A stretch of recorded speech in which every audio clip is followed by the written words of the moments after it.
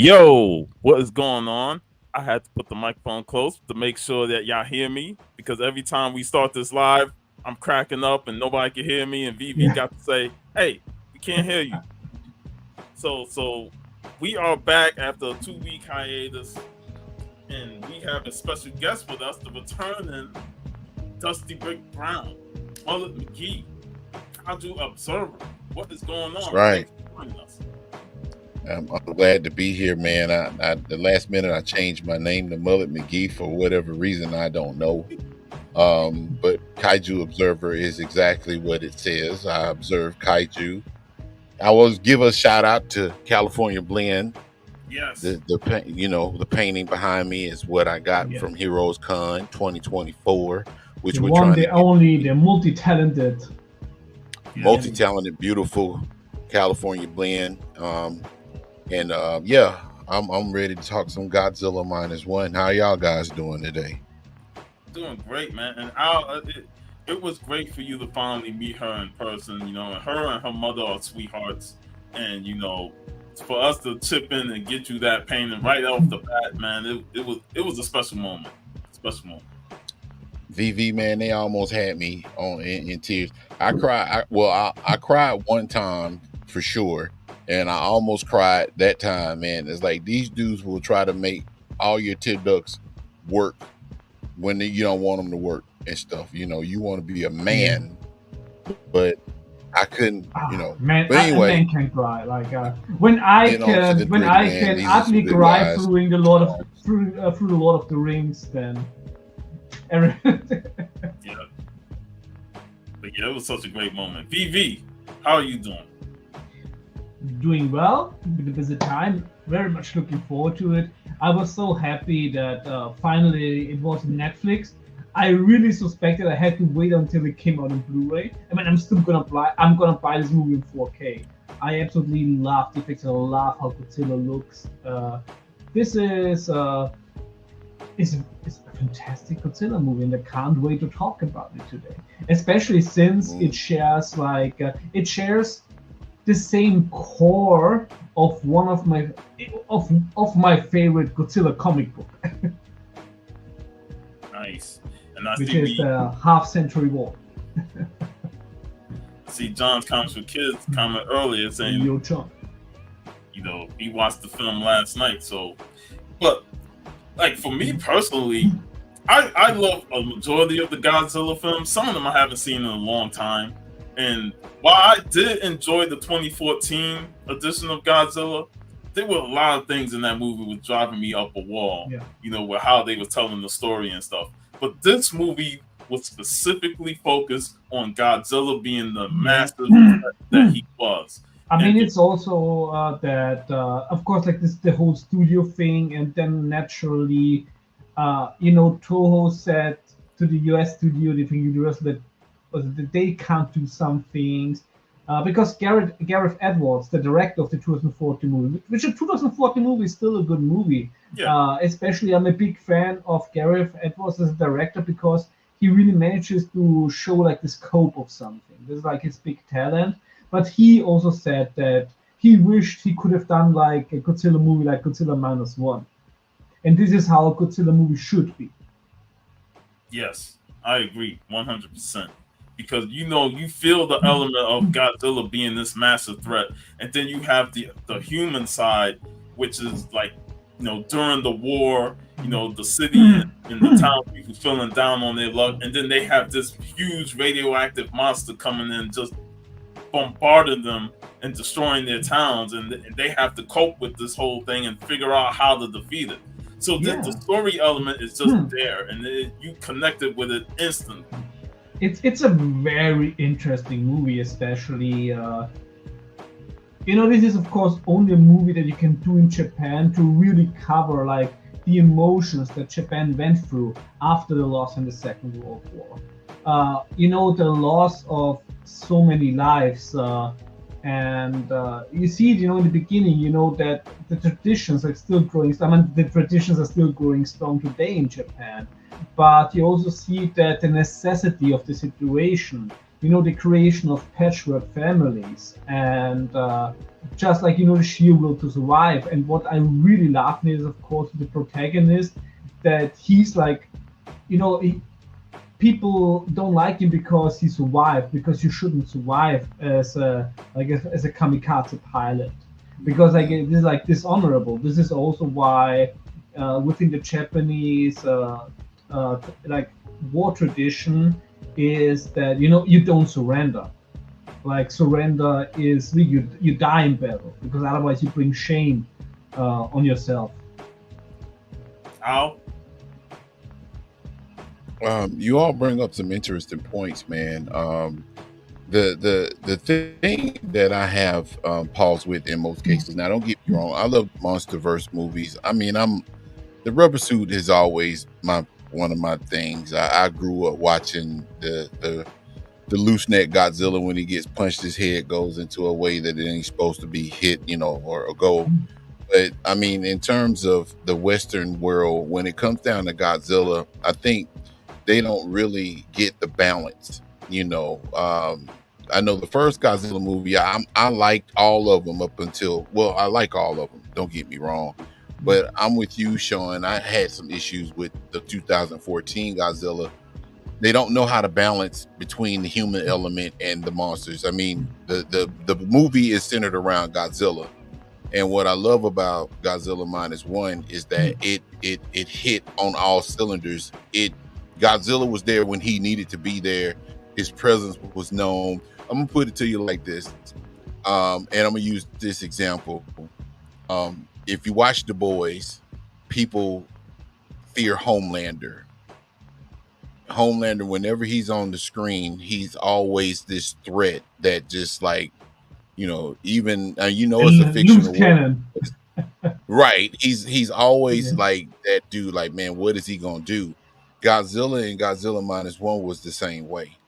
The anticipation and the suspense that every time he showed up, or when you thought he was gonna show up, from the very beginning when he hit that beach and he was just wrecking shop.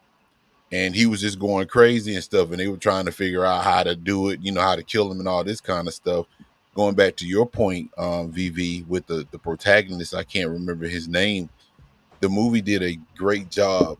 I mean, overall, the movie was excellent, but from the beginning, when he felt all that guilt being the sole survivor, up until he was actually able to redeem himself, you could feel the heaviness on him the whole entire movie. Yeah. When he met up with the girl, when they had the makeshift family, when when they found the little girl and stuff, it was always this underlying toll that he was, no matter what he did and no matter what he tried to do to atone for him still being alive, it was just a level of suspense and dread and anxiety on his part. And I think with that movie, with the way they put the movie together, I don't know how long it took them to storyboard the movie and write, the script, but whoever actually took time to do that, they deserved an Oscar for that, because the movie pacing was excellent. From beginning to end, it was excellent. Absolutely agree. Because even the scenes that focus on the humans, and especially with the guilt of the whole attack of Godzilla's presence never left. He was always there. He was always the center of attention, even when he wasn't on screen. So that's what makes this movie hit even harder. Whereas the 2014 film, it felt like when he wasn't around and they focused on the humans got more of the attention, and Godzilla was more background fodder. Absolutely agree. And also, like which was Al said, that like I think this is like a very human thing, and this transcends cultures. This is like very deep in us, and this was something that happened to, especially like in Second World War, to soldiers, to victims of every culture. A lot of people had like this survivor's guilt after the war. Like, why am I alive and why are my comrades dead? Why am I alive and why is my family dead? And this is also something that when I was a kid, and I still grew up around German soldiers that fought back in the day. Those were our grandfathers, and sometimes it's it's like sometimes also, when you have like, old people that are like your great uncles, your grandfathers, and suddenly one of the other moments starts crying, and you're like, why are you crying? And it's just like, all these memories from the war come up. Yeah, and the war like plays a big part in this film because of what they were going through in the war and how they were being treated in the war.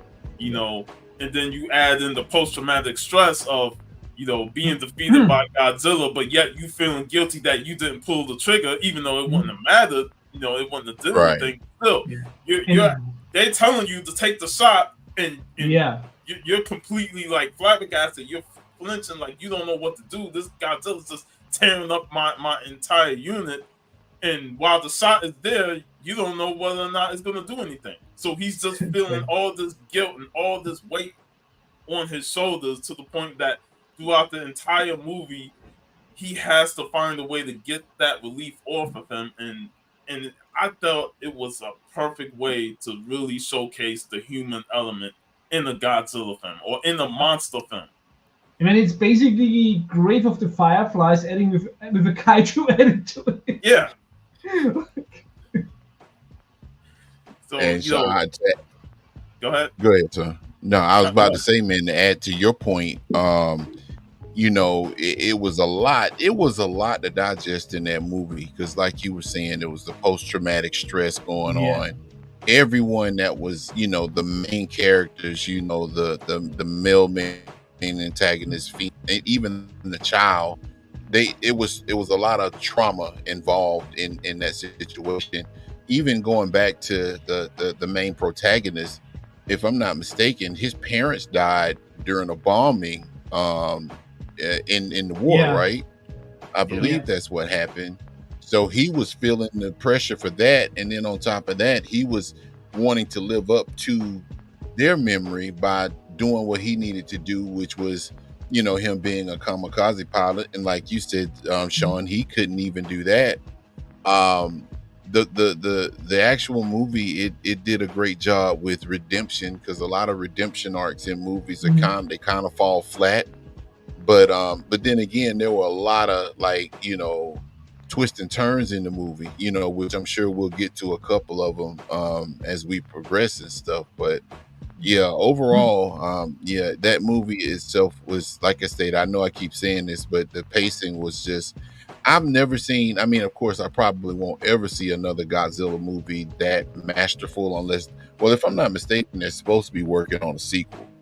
But that movie, it actually, I feel personally that it can go toe to toe with some of the best cinema here in America. Absolutely, to be honest with you. So absolutely, and also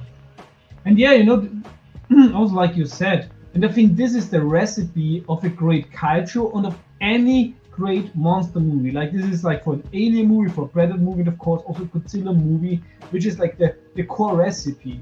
It's like this would have been a fantastic drama without Godzilla in it. But adding Godzilla into the mix makes it an even better movie. Yeah. And this is the thing, like, when you take the original Predator would have been an awesome action movie against jungle gorillas on its own, and then you're adding the Predator to it, and this is like how the masterpiece that we remember, that we know. And I think this is something that got a little bit lost in American cinema. I do have to say I'm a very big fan of Godzilla King of Monsters, because I think that's a fantastic movie that pays homage to the whole history of Godzilla within one movie and does this very well. And of course, as always, we already talk about crying. Every time Mothra dies, I'm crying.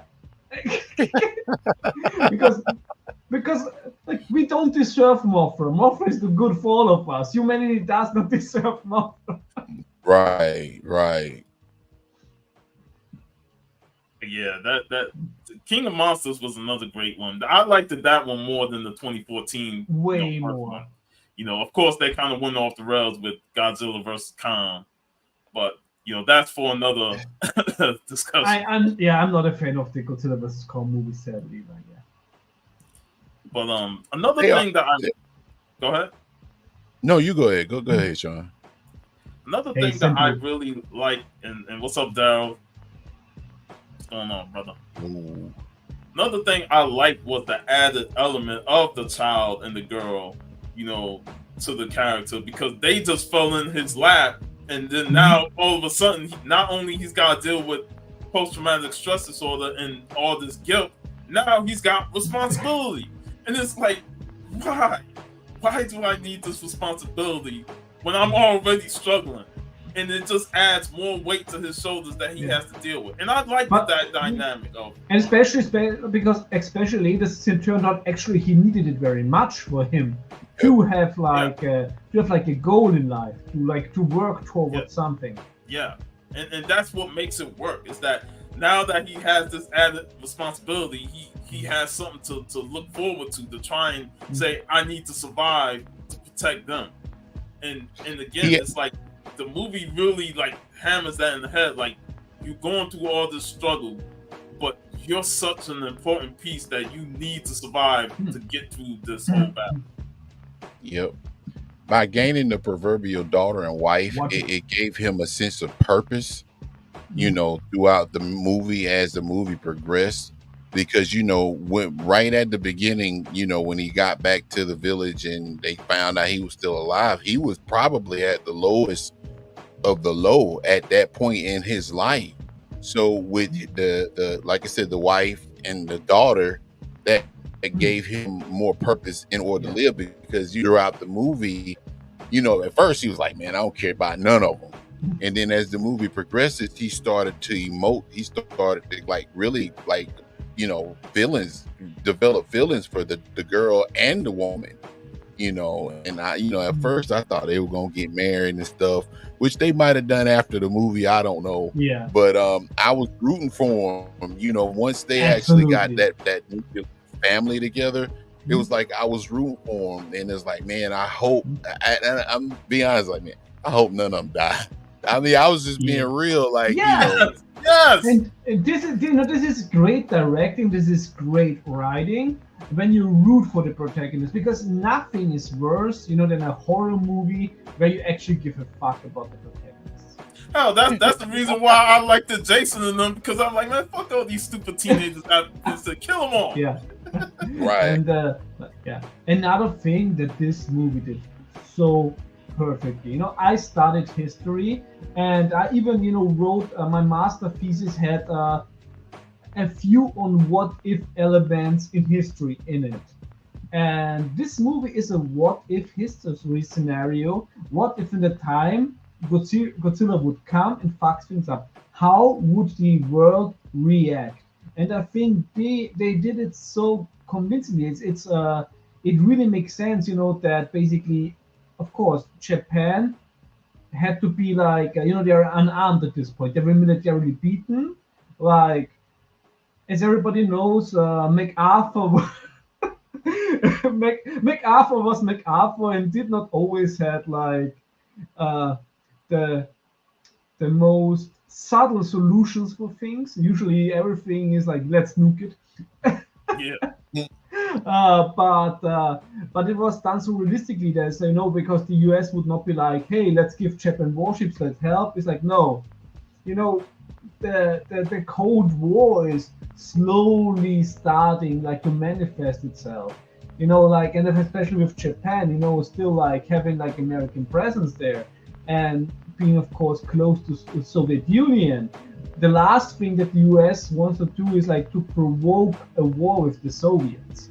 So I think that the means that Japan had that were them offered for themselves to self-defend against Godzilla, while all the other major world powers, like the Allies and the Soviet Union, were more like, let's see how this plays out. Yeah. They like playing in the background watching. Yes, I think this is in a what-if scenario a very realistic approach. And I love their attacks against Godzilla through the first half of the film, using the mimes, trying to get it in his mouth and stuff. They were very creative attacks against Godzilla to try and take him out. Exactly, yeah. One thing I do like about that is that they didn't make Godzilla slouch. Like Godzilla No, was like he was operating like a ninja for the most part. You know what I'm Yeah. saying? So in a lot of movies, they just make Godzilla this mindless creature that just goes through Tokyo and tears up power lines and buildings and stuff. But throughout this movie, and both of you all kind of pointed out to it earlier, they made him a threat. You didn't know, like anytime he wasn't on the scene, there was always this. It was like Godzilla was omniscient, like his spirit was like over them, and you can Yeah. tell after they found Godzilla was a viable threat that they didn't take him lightly, and rightfully so, because every time he showed up, he's like he's causing massive damage and chaos, and he's like, man, can this dude be? How can this monster be this smart? Especially after the other world powers turned their backs on Japan. Which in that situation, it was like, well, it's like, us against him. And literally with all the insurmountable issues that they already had, the loss of the war, the casualties, the destruction of, various Japanese cities and stuff, they had that to deal with. And none of their allies were able or were willing to even help them, Yeah, I mean, it's like understandable, of course. Like it's still after Second World War, the wounds were still fresh, Yep. and like it's what I also really like. What they showed was like the whole chaos, like the bureaucracy, the organization, because of course, most of the people that were in power before were either hanged or reduced to a representative role, like the Tenno. It's a standalone movie. A standalone movie so far. And this is another thing, how many reboots of Godzilla did we get like in the last like 70 years? Like a lot.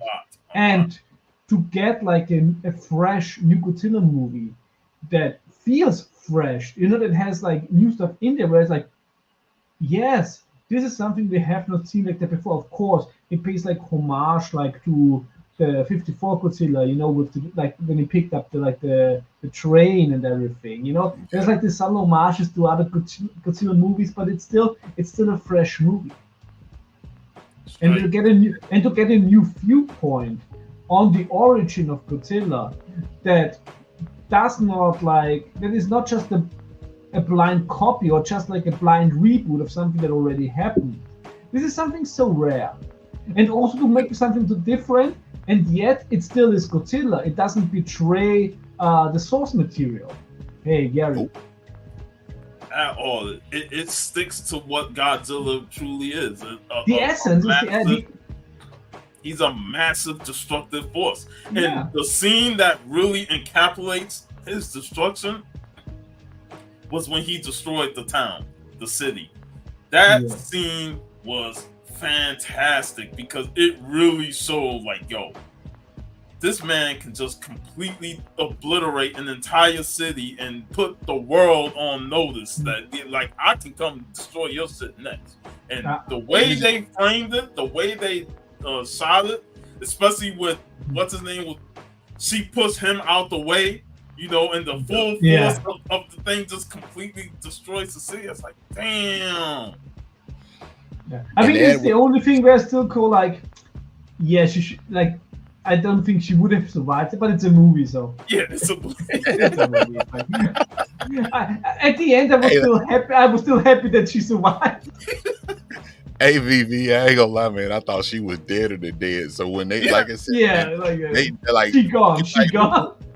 Like, honestly, who can survive? I mean, come on, man. That was like, I don't know how many gigatons wind or power, but I mean, that should have really like tore her asunder. Like, she should have been pieces, like Mortal Kombat. And even if she didn't hit anything, like her internal organs would have been rearranged. Like when they showed her in the hospital, I'm like, she kind of got off lightly there. Because I'm like, she should have been way more. Like I give them that because I like, this is a movie where I really wanted a happy end. It's the same thing, with Rampage, where I'm like, the monkey must live at the end. God damn. But yeah, man, that right there, that kind of threw me for a loop because I was not expecting her to be alive. Yeah. But one thing too, and this just kind of it plays a part in the whole aspect of the movie, especially that scene that you were just talking about, Sean. All that devastation that Godzilla caused, they utilized the score of that movie Yes. so Yes. so Yeah. eloquently, and it was time well placed. The March of Godzilla, they really didn't actually use it up until that particular scene, and when they used it, it actually gave a lot more dynamics to that particular scene, because he was coming through, them folks didn't know what to do, and it's like he was just stomping on people. I'm Yeah. gonna tell you something else to y'all. This is the first time, and y'all correct me if I'm wrong, it's the first time I've actually ever seen, I mean, we all know Godzilla goes through when comes to Tokyo, they don't never evacuate everybody on time. So even with Yeah. what is it, Godzilla, oh my god, it's over there, it's another Godzilla movie that just came out not too long ago, it's pretty cool. But Shin Godzilla was Godzilla. actually Shin Godzilla, yeah, that's a Mhm. good one too if y'all haven't seen it. Yeah. But man, Godzilla was straight like eating people, and I'm like, whoa, like they are really like letting this dude loose and stuff. But yeah, that one scene, man, where he went through and the guys were on the building and stuff, which I thought was really stupid. Like you're Yeah. on this building taking Oh pictures and yeah, stuff. yeah, Yeah. But yeah, like with Shin Godzilla, you know what? This is almost also a fresh approach, because what I liked about Shin Godzilla is, they show like through the mutation that he was in consistent pain, and you could feel it just looking at it. Yep. While here in Godzilla Zero -1, what I absolutely loved about it is the effects when you looked into his eyes, yes. because you like and this is so tough with CGI, but when you saw the eyes of Godzilla, you saw that there was something working. You saw that he was aware. Yeah, they utilized that whole sequence so well, and to your point, Yep. Al, like he was eating people, he was stomping people, he was using his tail and just side swiping their asses, and those guys on the roof getting live footage on the news. I'm like, y'all really want to die? They like, we're gonna die to get you this great footage of Godzilla destroying the Hey, town. Alice. Hey, what's going on? But yeah, Yeah, this Godzilla movie was is so like a fantastic.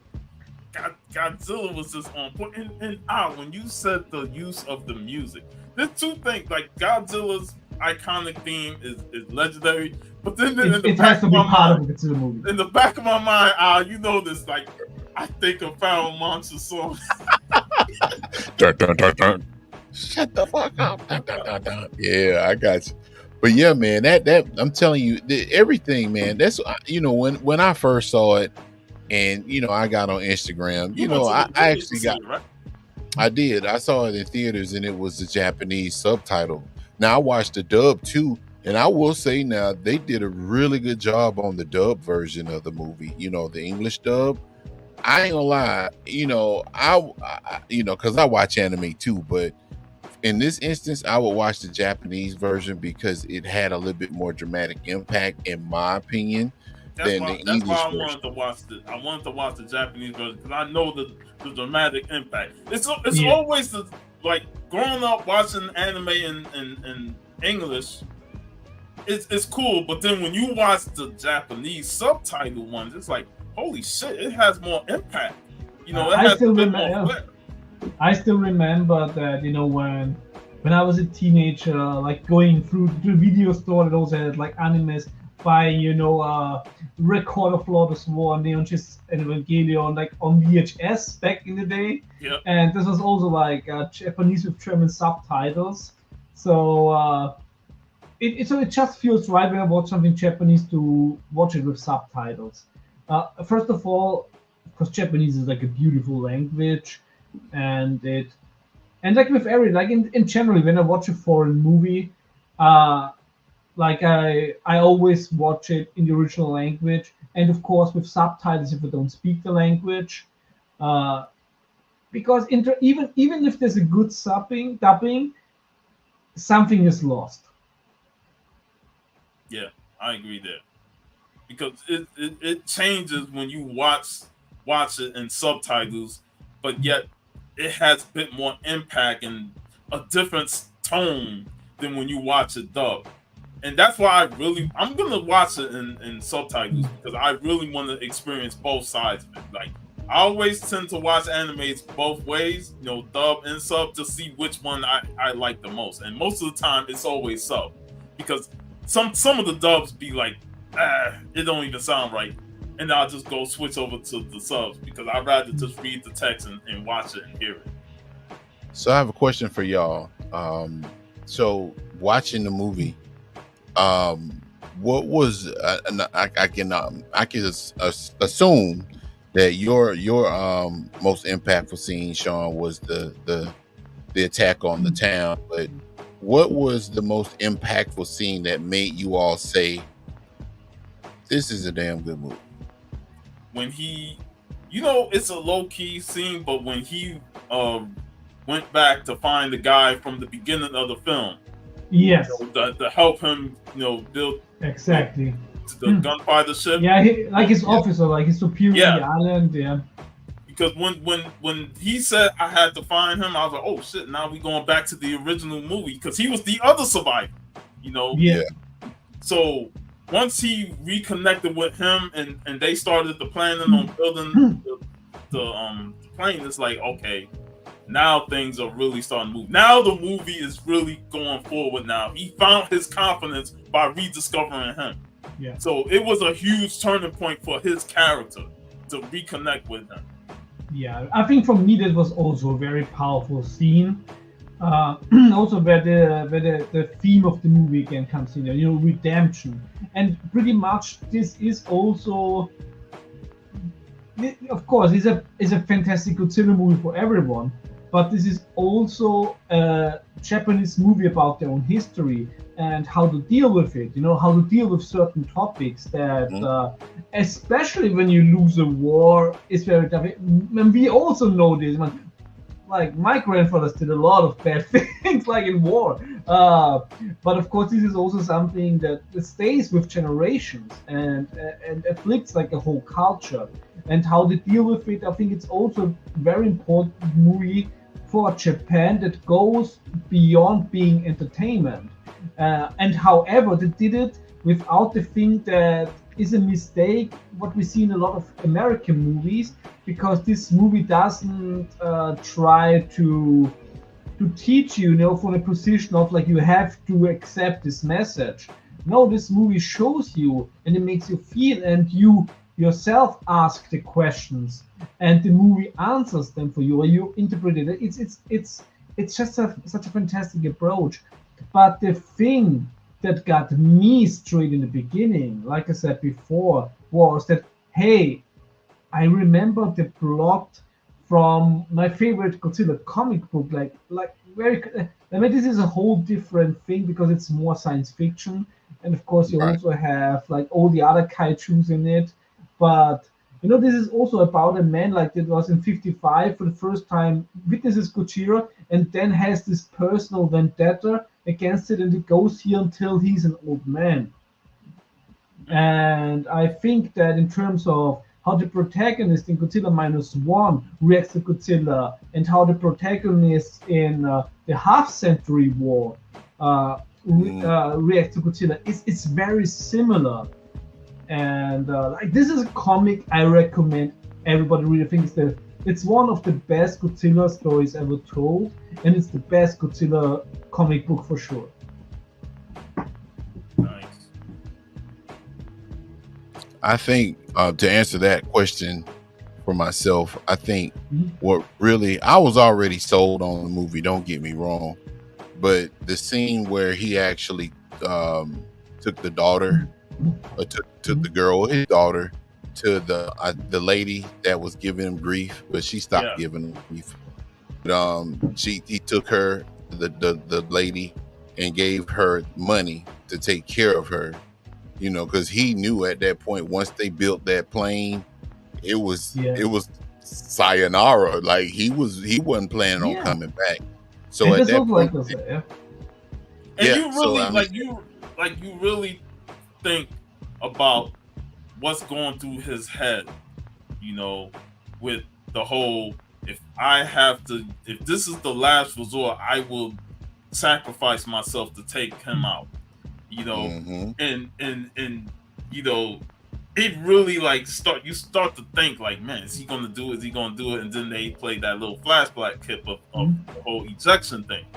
And But this plays, yeah, and this also plays, within the Japanese drama of like the war.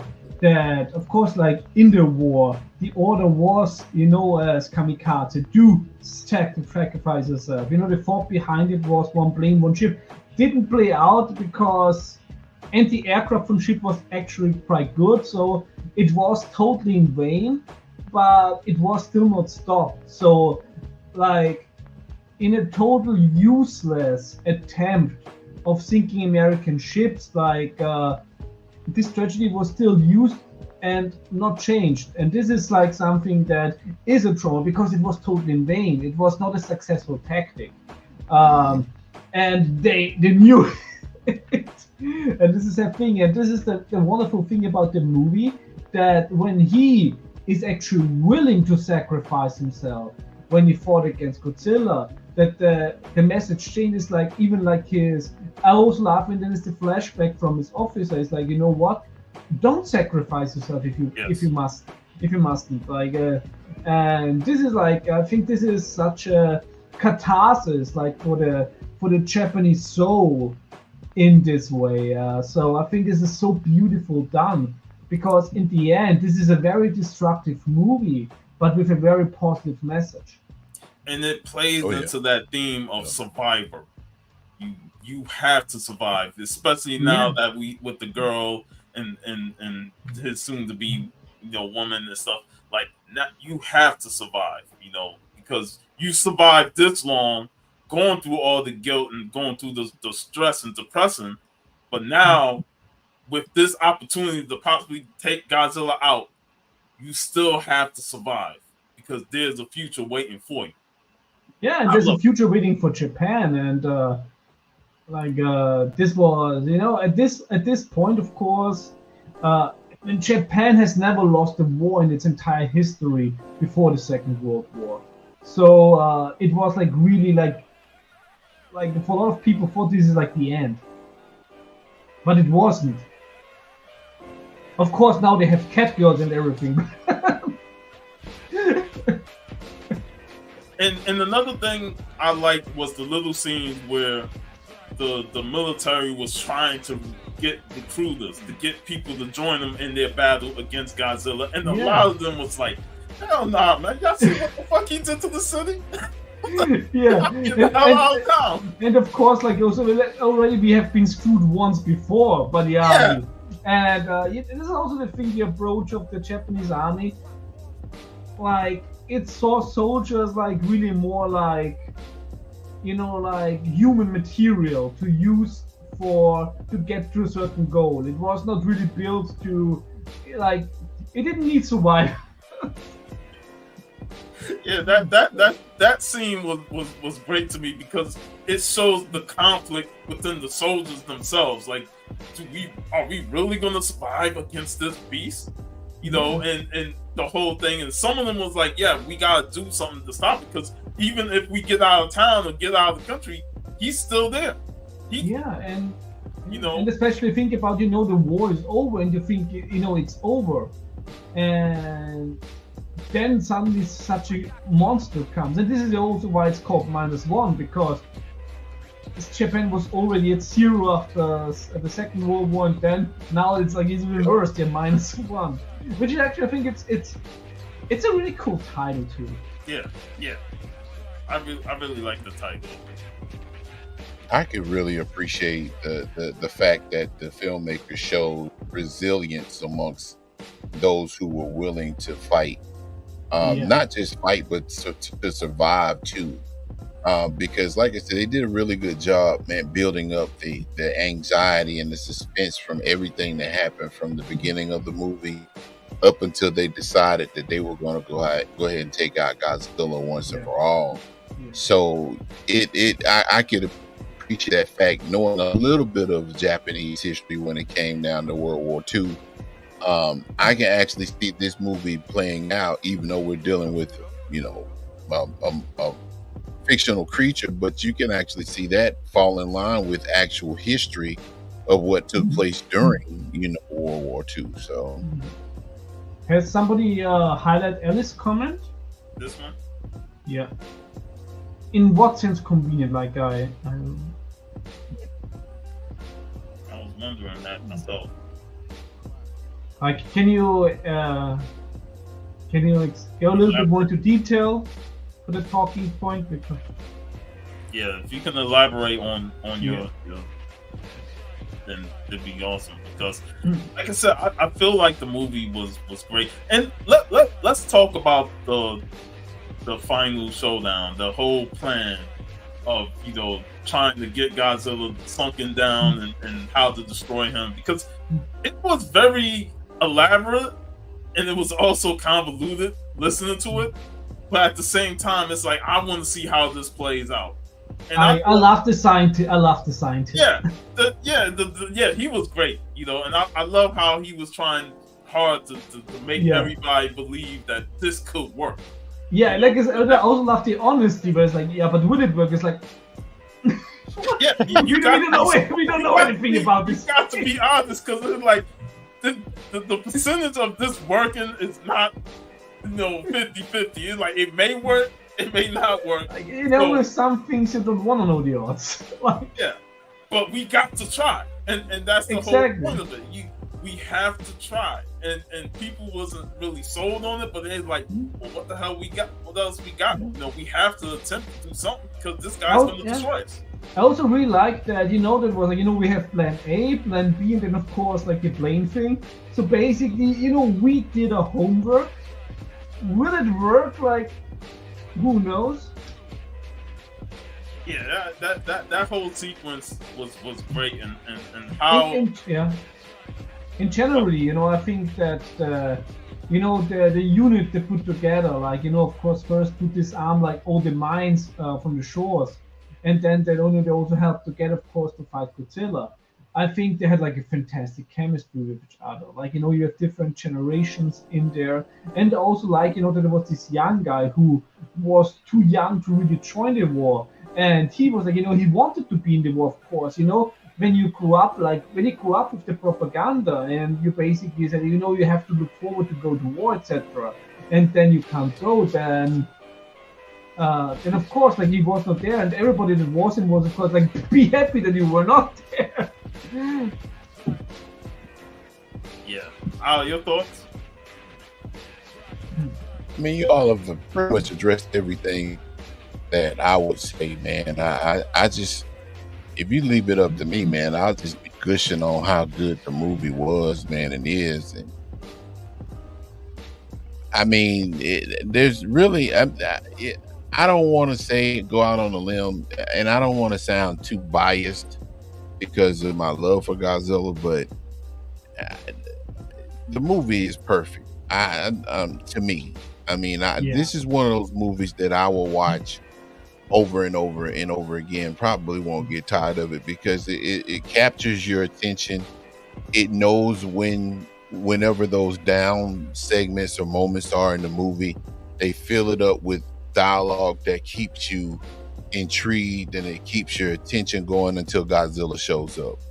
So, and I said this earlier, the pacing for this movie is just, it's phenomenal. I mean, watching it in the theater was an experience, to say the least. And just being in a position to where I could just absorb it. And it seems like the more, like, I watched it 3 times. I watched it 2 times, with the Japanese sub, and I watched it, with the dub. And every time you watch it, it's something different, that you see little nuances that they had, that you see that you didn't pay attention to the first or the second time that you viewed it. So, at the end of the day, man, I heap nothing but praise. Now, I will say this, it is amazing to see this movie in its completed form, and knowing that they didn't spend a whole lot on CGI on this movie. Like, it tells me a lot in terms of storytelling and movie making, spending 100, $200 million to make a movie when you see Godzilla -1 and their budget for CGI was less than 15.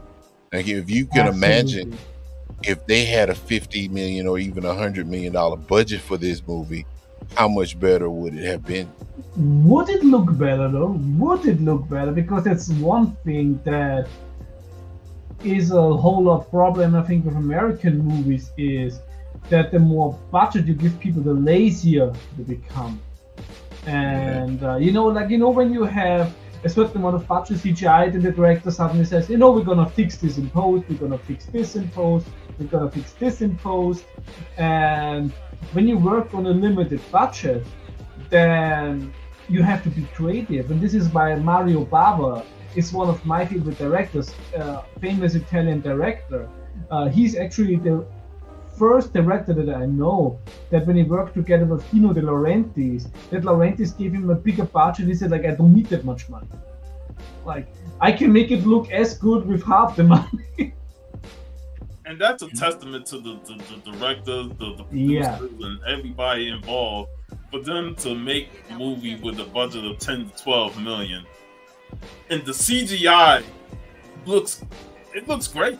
And it's like, there's not a scene. The ships look fantastic. Oh yeah, the ships look fantastic. Everything looked really good and crisp to the point where it's like, I don't notice no bad CGI scenes or like, oh, that shit look horrible. Like most American movies, like you could just notice that the CGI is just horrible in this scene. This movie, it looked great throughout the entire film. And I also, I know it's easy to say, but I think this is also this. Of course, it's just an assumption, but this looks like a labor of love. While a lot of, when you look at the recent MCU movies, they look just paint by number. Yep, right there. Mm-hmm. Gary, I couldn't agree more, man. I could not agree more. This movie is a family drama. This movie is a post-war drama. This movie is a disaster movie. This movie is a monster movie. This movie is even a naval war movie. This should be convoluted as fuck. It's not convoluted. And that's the thing. You said all that stuff. It should be convoluted, but you watch it and you're engaged with it. You're not lost. Yeah. You constantly understand what they're going through, and you're feeling all types of emotion for these people going up against this monster. Yeah. And they managed this and they managed this that the whole world can understand this movie. It's not saying, oh, it's a Japanese movie, you won't understand it unless you know Japanese culture. No, this movie is done in a way that when you're human, you can understand it. Yeah, and that was the thing with the 2014 film. There was a couple of times where I'm face palming because I'm like, what the fuck does that make sense, man? You throw the scene in here and there, and I'm like, man, can we just get back to Godzilla and the monsters? Because I'm like, y'all make no fucking sense when it comes to the human element. And one thing I know that. Go ahead, Vivi.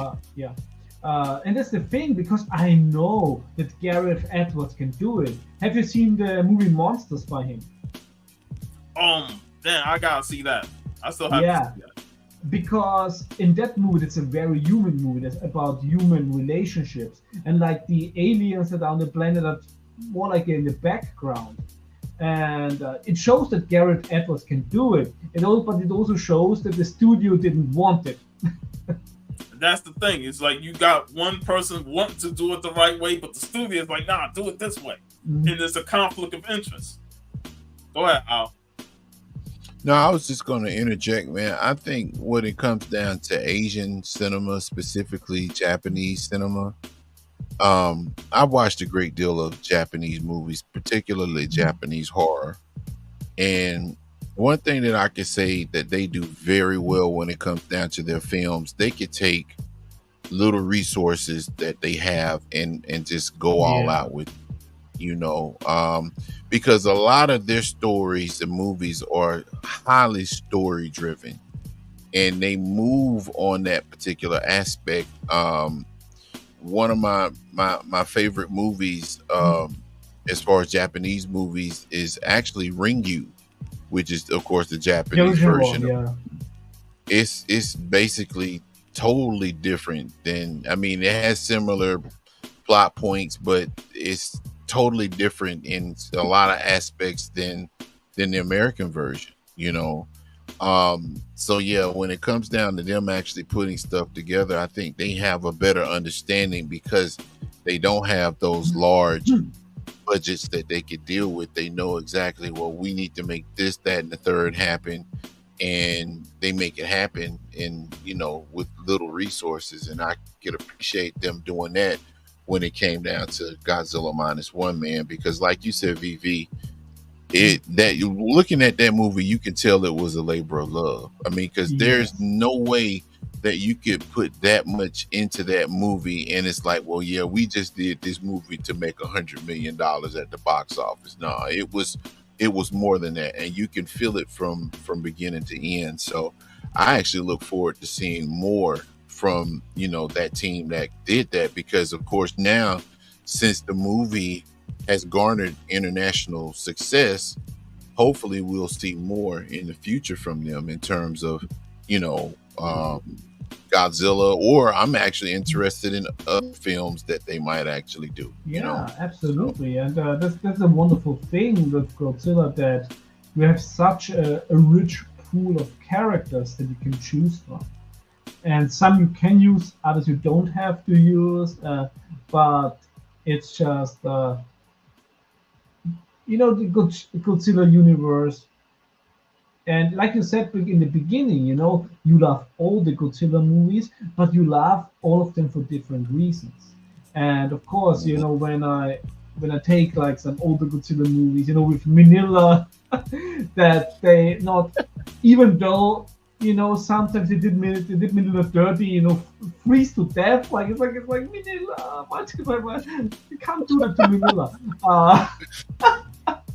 But of course, or for example, like a movie that I absolutely love, like Godzilla Final Wars, which is basically Matrix ripoff in many scenes, but it's fucking Don Fry versus Godzilla. right? Yeah. Hey, And do you know? If I didn't mean to cut you off, but do you know he wasn't the original? They wanted. I can't remember who was that. They went through a list of people that they actually wanted before they got to Don Fry. I think they wanted The Rock, and his people turned it down, and it was a couple other people, man. But it was crazy. Probably finally Bob got Sapp. Probably Bob Sapp was also on that list. I hope not. Bob Sapp is no. I know it's Godzilla, but I'll turn it off in a minute. Bob Sapp can't act, so. Hey, I had found this a couple months ago, and I was like, man, I want to watch it. I forgot I had it, but the Monster Mash double feature. Okay. Attack of the Monsters from a prehistoric planet. Yeah, And shout out to Toho. I mean, Toho is like, yeah. Shout out to Toho. It's always like, yeah, fantastic. their library of just monsters. I could really appreciate them. A lot of people don't really give credence to the old Godzilla stuff from the Isekai and the Heisei period and stuff, but I could appreciate that just as much as I could appreciate Godzilla minus one, because if it wasn't for that, we wouldn't have an excellent movie like Godzilla minus one. It's an evolution. Yeah. The only thing that I criticize from Toho is that they keep, I think, too much of an iron grip on the master, like on the masters of the Godzilla movies, because in order to have like a really good 4K, they should give it to a studio that has better technology than them to really remaster it. So of course, when we got the awesome Centurion edition of Godzilla, that of course Centurion had to work with what they got from Japan because they couldn't work with the original masters. Tape, You know, I see like Toho to the monster films what Shaw Brothers was to martial arts films. Yeah. Dude. That's another one, man. Shaw Brothers, man. It's because it's like they have contributed a lot. There's like a consistency with their films, and it's like even the weaker ones still have some value to it. So, you know, Godzilla's been around since the 50s, and each decade they pump out a new movie that is like, wow, this is something new and fresh. And like you said, VV, earlier, like Godzilla had like 2, 3, 4 reboots, but yet they always give new, refreshing ideas, new monsters for him to fight. And it's like after the failure of the '98 Godzilla film, they did Godzilla 2000, you know. And I remember I was like, yes, this is the Godzilla that I wanted. But I was like fucking destroyer. Yeah, you know. Destroyer. So, you know, Godzilla goes through multiple phases, but they always know how to really like elevate the character without overdoing it. Like they tell new stories within it. There you go. Yeah, there you go. But there you go. Oh yeah, Stokoe's art is so fantastic. Like I said, I can't say it enough. Read this comic. Like I think they recently released it on paper. Like I was lucky to get like the oversized edition, but this is the Godzilla comic book. I have to count that, man. Yeah. Man, that great discussion, fellas. You know, this I will definitely give it another watch, especially in subtitles. But I just enjoyed it just on the one watch alone, and just, there was just so much to unpack just on that one watch that I need to watch it again just to get more out of it. There's only one thing that we have to discuss is there's so many Godzilla movies to talk about, but there's only so little L. So you gotta come back, you know that. Oh yeah. Oh, no problem, man. Anytime y'all want to talk about whatever, man. You know, sometimes I sit in the chat and just listen to y'all. Y'all like the modern day Cisco and Ebert. But yeah, man, I'll be happy to join y'all, man, for real. Like, hey, but we still got set up another showdown with Semi Pro. Oh yeah, they have to come back. I want you, Moon. Yes, sir. I'm gonna say this real quick, man. There's like an echelon of movies that, well, it's not really. It's only 2 right now, but the movies that I strongly recommend to people. You know, somebody said, "Well, man, I haven't watched a movie, man. Give me a movie to watch." Godzilla -1 typically comes off the top, and oh my God, City of God is another one. Yeah, City of God. Dude, that movie is, man, City of God. That's the one movie that got me into watching, because, you know, like I said, I really wasn't into foreign films up until I watched that, and I can't remember who told me about that movie, but man, I love that movie so much. I actually bought the 4K Blu-ray version of it. But yeah, that is it's up there with Godzilla. I haven't watched it one, but I just saw Brazil. Yep, Brazil is fucked up. Now I will say this: if you ever get a chance to watch it, VV, and y'all want to do a show about that movie, man, I mean, I'll come back for whatever y'all want to talk about. But that movie, especially, man, that I have to watch that at least twice a year, at least. It's a great movie, man. Great. I'm gonna watch it, yeah. But next week we're gonna go late night with the devil. The devils. Oh yeah, I saw that, man. So without putting out anything, I was looking at actually watching that. Is it a good movie? Is it a movie? It is a fantastic. It's a fantastic experience. But I can see that some people don't like it because it's not really like a movie. It's basically to watch. It's basically like watching a rerun of an old show on YouTube, and I love it. I absolutely love this movie. Yeah, and it's like playing based on like Ghost Watchers from the 1992 BBC film, which was almost similar, same style as Late Night with the Devil. So I enjoyed it. And as of course, of always, I absolutely love David Dasmalikin. He's such a talented actor. He's a very talented comic book writer. So if anybody want to read, his Count Brody comic books, I highly recommend them. Especially since when I read them, I was like, oh my god, this is like an actual story. This is an actual plot. I'm not used to that in comics anymore.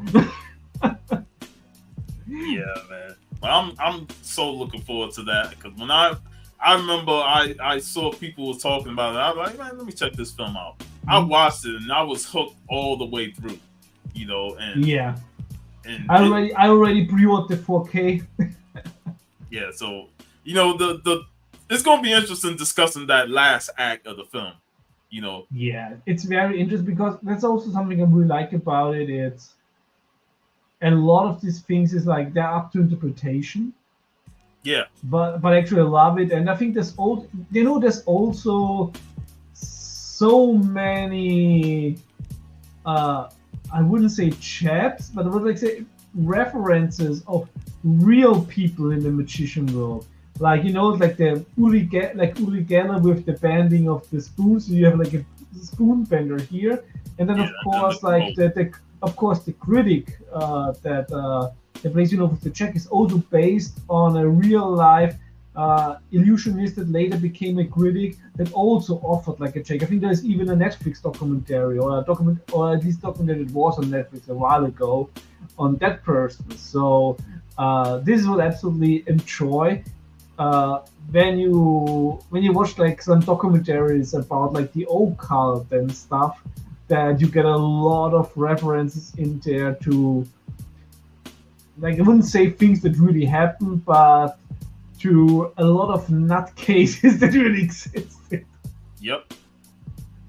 And before we sign off, since I got Al on the show, we do have to briefly talk about our Heroes Con experience because I know you're working on a video to put together on the Comic Call crew.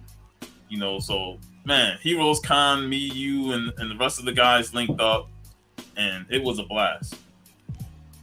That's why I said before the show, man, VV, we got to get you over here to America, man. I don't know, we may have to ship you in a pineapple crate or something. I don't know, but man, it's. I'm telling you, VV. I know you're a sorcerer guy. Yeah. Words cannot express how. I'm gonna put it to you like this, man. It was like the Disneyland for comic collectors, man. It was just. I've seen the pictures. I've seen the short boxes you went through. I had big eyes watching those. It's like, it feels a little bit. It's those dreams. I sometimes have dreams that I go to a shop and suddenly I find all the toys from the 80s in there, and then I wake up. Oh my god! And and seeing like all the HeroCon footage like felt like very much like that. Hey Kenneth. What up, Kenneth? What's up, Kenneth? But yeah, man, it's like if that con, and I've been to a few, none is as extravagant or big as that one, but I've been to a few cons here in Georgia, and I'll have to say that it's changed my perception on going to a comic convention, because after going to Heroes Con, I now know what a comic convention should be. Yeah, and at the end of the day, man, I'll probably buy books here and there throughout the year, but I just went back to work Wednesday from my medical leaves, and I'm gonna just start saving money, because it's one of those things where if you can't go, but at least once, to go at least once is worth your while. That's how I see it. It's always when I talk with other comic collectors, like in Austria, then I sometimes meet when I'm in a shop here somewhere. And then they ask like, hey, it's like when I say like, oh yeah, I really have, I have so many friends in the US, I have to go to a con, and they say, oh, you want to go to San Diego? That's the last place I want to go. This has nothing to do with comics. No. Like, and that's the thing. Like we was talking about on last week's show. It's like some of these big super cons are nothing more than pop culture cons, but they still have the comic title in their thing. And I think there should be a law that there must be a certain percentage that's comic present at a con to call the Comic Con. Otherwise, it's fraudulent. Exactly. I Take told the comic you. out your name. Yeah. There's a Comic Con. We actually went the first year. There's a video up on the Comic Hall channel. The first year they had the Atlanta Comic Con, it was actually a comic convention. Now it's more of a fan expo because they film a lot of stuff. A lot of stuff gets filmed in Georgia. TV shows, Walking Dead, MCU, all that kind of crap. So they are able to pull a lot of those actors and actresses from whatever movie or TV show they're filming. And it's like they don't have the representation of comic books. It's not there. So it's like, why are you calling yourself I was trolling them at one point. I said, because I was following them on Instagram. I'm like, why are y'all a comic convention? Y'all don't have any comic vendors, and they didn't block me. I just unfollowed them. I just got tired of following them. And if this Atlanta, the Atlanta Comic Con, and I think the Tampa Bay Comic Con are owned by the same people because they got the same design and stuff like that. Yep. Tampa Bay was the same thing. When we went last year, it was like no more than about 8 comic booths and nothing but pop culture and a whole bunch of fluff. The only reason I went was because of Brown Sugar Outlaw and just to hang with the guys.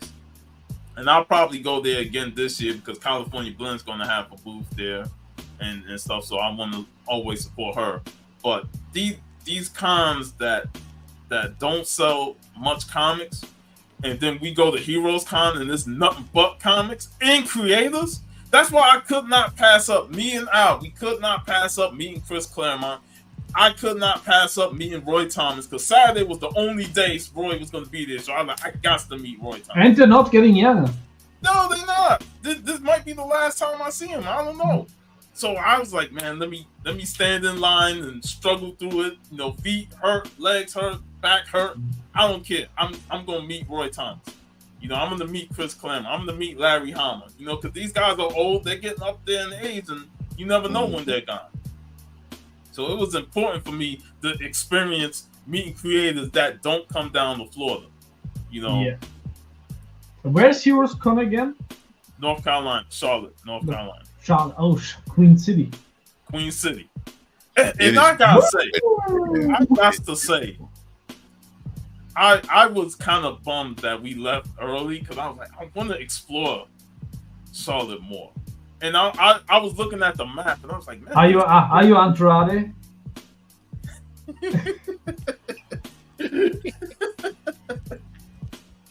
But I just wanted to explore the city more, and the city's nightlife looked beautiful in terms of the skyscrapers, man. So, man, I can't wait for next year. I'm already like fast forwarding through the rest of this year, all the way to Heroes Con next year.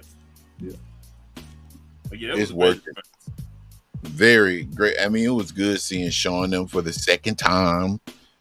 Stone Cold and Hialeah and Jeff and Jason and all of them. It was. We need you over here, BV. We need you over here. I don't know on the way back in customs and I'm like, what are these? These are all gifts. Please believe me. You got to make sure that they're all gifts.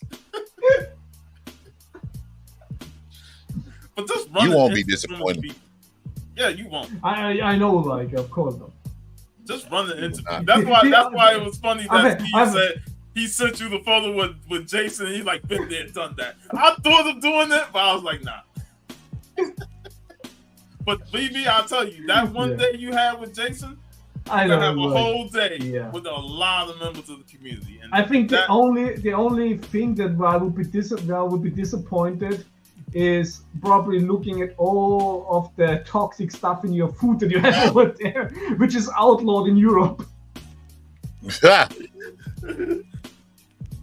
Oh man. But don't worry, man. We gotta bring my own. I gotta bring my own clean and healthy food from Europe. Oh, Otherwise, yeah. otherwise I'm sitting only on the toilet on Europe.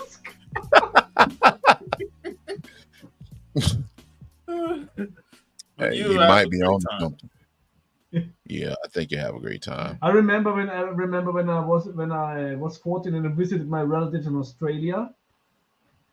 I think for the first week from the food I just vomited Damn. until my stomach was like, yeah, it's not what you used to, but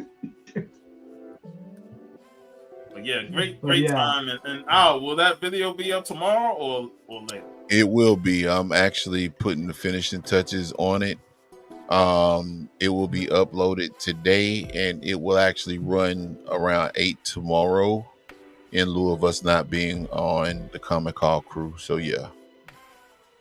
Sweet. So can't And wait. of course, everybody that was here and that doesn't know us already, also check out the Comical Crew YouTube channel. Yep. There, I think it's the most real, the most authentic channel about comic culture, about the current state of things within comics, without just blindly bashing something, but also not ignoring things that have to be said. It's a Oh, great thank show. you, BV. I love being on with It's a these guys. standalone movie so far.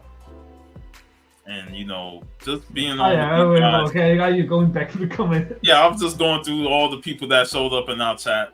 Yeah. Much appreciated. Thank y'all for joining us. And make sure y'all check out the Comic Call crew. And we'll be back next week. We'll be discussing Late Night with the Devil.